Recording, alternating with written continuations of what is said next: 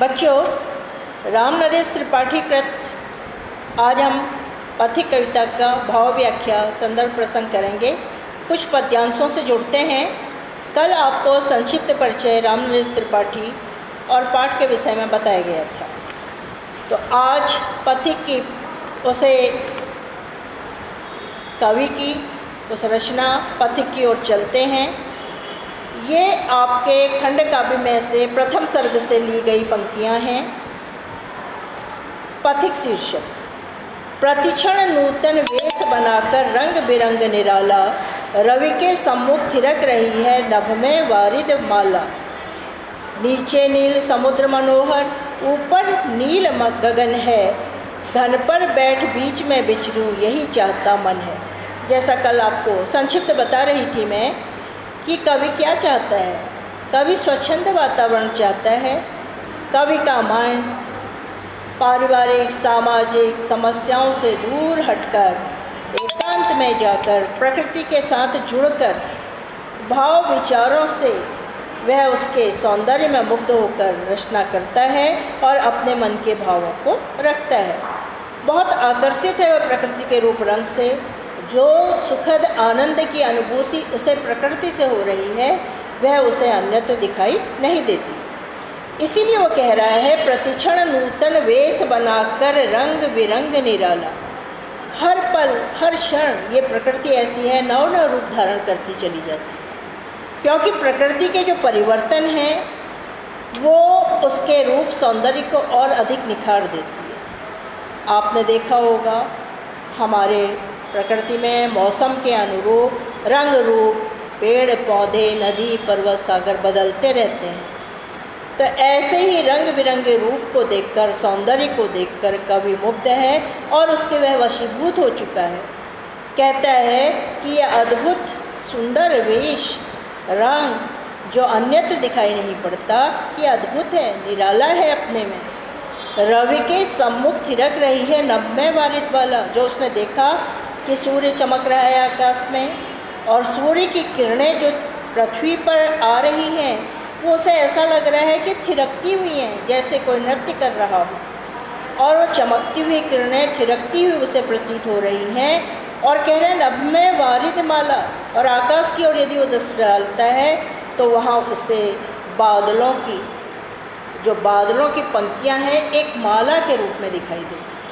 इतनी सुखद अनुभूति उसे हो रही है कि ये वारिद माला ही हो, आकाश में छाई हुई बादलों की जो गुबार जिसे आप कहते हैं, जो रुई के फाहे से नज़र आते हैं। कहीं पर वह आसमानी होते हैं, कहीं पर वो काले होते हैं, कहीं पर वो सफ़ेद होते हैं। जिस तरह माला में मन का मोती अलग अलग रूप से सौंदर्य को बढ़ाते हैं, उसी तरह आकाश में ये बादलों की माला सौंदर्य को बढ़ा रही है। नीचे नील समुद्र मनोहर, ऊपर नील गगन है।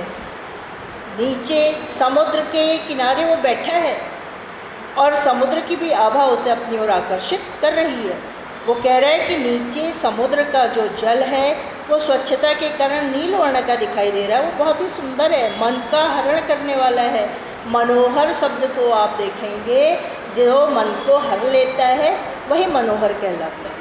तो ऐसा सुंदर स्वरूप समुद्र का देखकर भी वो बहुत मुग्ध है और कह रहा है नीचे नीला जलयुक्त जो समुद्र है और ऊपर नीला ही आसमान है। घन पर बैठे बीच में विचरूं यही चाहता मन है। इस सौंदर्य के वशीभूत होकर कवि कह रहा है कि मेरा मन करता है कि जब इतना सुंदर दृश्य यहाँ पर दिखाई दे रहा है तो मैं क्या करूँ। वो चाह रहा है कि वो घन पर बैठ आसमान में पहुँच जाऊँ और बादलों के ऊपर बैठकर मैं सारे सौंदर्य को देखूं और प्रकृति को निहारूं और चारों ओर भ्रमण करूं।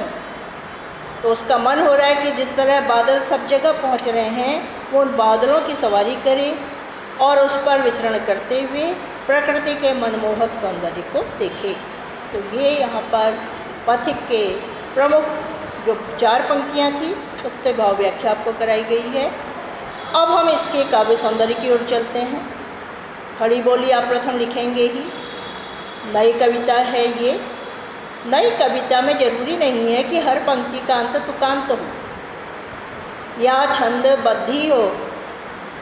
यहाँ पर इसीलिए नई कविता के रूप में उसने खंड काव्य की रचना की, जो खड़ी बोली में रचा गया। और रंग बिरंग के बीच वही योजक शब्दों का प्रयोग हुआ है, आपको बताया जाता है। वारिद माला के मध्य भी योजक शब्दों का प्रयोग हुआ है। तो यहाँ पर वारिद माला, इस शब्द को आप देखेंगे, मैंने आपको बताया था बादल रूपी मालाएं, वारिद माला कह दिया गया है, तो बादल रूपी मालाएं, ये रूपक अलंकार है। इसके बाद आप देखेंगे कि नीचे नील समुद्र मनोहर, ऊपर नील गगन है। समुद्र को एकदम नीला ही कह दिया है, नील समुद्र कह दिया है। तो यहाँ पर भी एक रूपता दिखा दी गई है, नील गगन में भी एक रूपता दिखा दी गई है। गगन नीला, वैसे नीला ही आकाश होता है, लेकिन कभी कभी आप देखते हैं कि आकाश नील वर्ण से हटकर कई और रंग भी बिखेरता है, लेकिन नील गगन है। तो यहाँ पर गगन की विशेषता नीला है। आप देखते होंगे विशेषण और विशेष्य का प्रयोग भी इसमें हुआ है, और बाकी भाषा सहज सरल है। ये आप लिखेंगे, प्रकृति का उसने अद्भुत चित्रण किया है। और यहाँ पर जो आप देखेंगे एक शब्द आया था कि इसमें बैठकर विचरण करना चाहता है, वो घन पर बैठ बीच में विचरण, तो ये कल्पना है, उसका काल्पनिक प्रयोग है, वास्तविकता नहीं है यहाँ पर। तो कल्पना कर रहा है, कल्पना लोक में विचरण कवि कर रहा है। तो इस अंश के बाद हम दूसरे अंश पर चलते हैं। बहुत ही प्रमुख अंश है ये। रत्नाकर गर्जन करता है, मलिया नील बहता है, हरदम यह हौसला हृदय में प्रिय भरा रहता है। जैसा हमने कहा कि कवि अपनी भावनाएं व्यक्त कर रहा है, वो कह रहा है वो क्यों घर से दूर बाहर आया है, इसलिए आया है, उसको यहाँ कितना एक कहना चाहिए हृदय से जो उसे सुकून मिल रहा है, जो उसे शांति की यहाँ प्राप्ति हुई है, उसका वर्णन वह संबोधित करते हुए अपनी पत्नी के लिए समाचार देना चाहता है। इसीलिए प्रिय शब्द का संबोधन किया गया है। रत्नाकर गर्जन करता है, मलिया नील बहता है। रत्नाकर समुद्र का ही पर्याय है, तो क्योंकि रत्नों का भंडार रत्नाकर कहलाता है। कई रत्न हमें समुद्र के तह से मिलते हैं, इसलिए वह रत्नाकर है। तो ये कह रहा है यहाँ पर ये समुद्र जो है गर्जना करता हुआ प्रतीत हो रहा है, क्योंकि जब समुद्र में लहरें उठती हैं तो उनकी गर्जना होती है, उससे कह रहे हैं। और दूसरा क्या हो रहा है, एक तरफ तो रत्नाकर गर्जना कर रहा है, दूसरी ओर मलयाचल पर्वत से बहने वाली हवा बड़ी सुगंधित और शीतल वायु मानी जाती है। तो मलय अनिल बहता, बहने का मतलब प्रवाहित हो रही है, वहाँ मलयाचल की ओर से आने वाली ठंडी हवा भी बह रही है। हरदम यह हौसला हृदय में प्रिय भरा रहता है। और मेरे अंदर हर समय सौंदर्य को देखकर मैं इतना यहाँ पर प्रसन्नचित्त हूँ। मेरे अंदर एक साहस का संचार होता है, जीने की एक बड़ी लालसा होती है कि यहाँ पर बैठ के कुछ अच्छे कार्य किए जाएँ, कुछ अच्छी रचनाएँ मैं कर सकूँ। इस तरह मेरे हृदय में भावनाएँ आती हैं और मैं जोश से भरा रहता हूँ। इस विशाल विस्तृत महिमामय रत्ना के घर के कोने कोने में लहरों पर बैठ फिरूं जी भर के।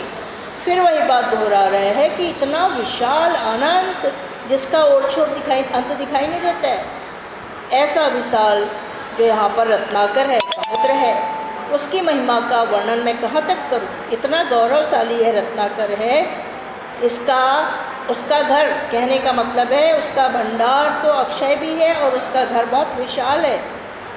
कोने कोने में लहरों पर बैठ, वो चाहता है कि समुद्र के आर पार हर जगह मैं उन लहरों तक पहुंचूं और उन लहरों के ऊपर बैठकर फिर मैं चारों ओर भ्रमण करूं और प्रकृति के सौंदर्य को निहारूं। पुनः वही उसने अपनी हार्दिक अभिलाषा व्यक्त की है। तो इस तरह आपने देखा कि कवि सौंदर्य, प्रकृति के सौंदर्य में, रत्नाकर के सौंदर्य में और समाज, घर, परिवार के समस्याओं से दूर, राजनीति से दूर शांति का अनुभव करना चाहता है, इसलिए वह वहाँ पहुँचा है। यहाँ पर आप देखेंगे इसका भी जो आप काव्य सौंदर्य करेंगे वही लिखेंगे, खड़ी बोली है। और समुद्र के पर्याय शब्दों का प्रयोग हुआ है। मलयाचल से बहने वाली वायु मलयानिल है, ये भी आप लिखेंगे। मलय धन अनिल कर लेंगे, 2 शब्द जुड़े हैं इसमें।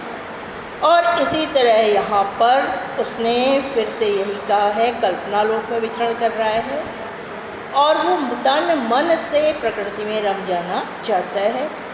तो इस तरह आप इसके भी विषय में भी कुछ काव्यगत विशेषताएँ देंगे। और सर्वप्रथम आपको मालूम ही है, आप संदर्भ और प्रसंग सहित इस कार्य को करेंगे। तो बच्चों, अभी हम यहीं पर इसको समाप्त कर रहे हैं। इसके आगे की प्रक्रिया, इसके आगे की भाव व्याख्या और कार्य कल किए जाएंगे।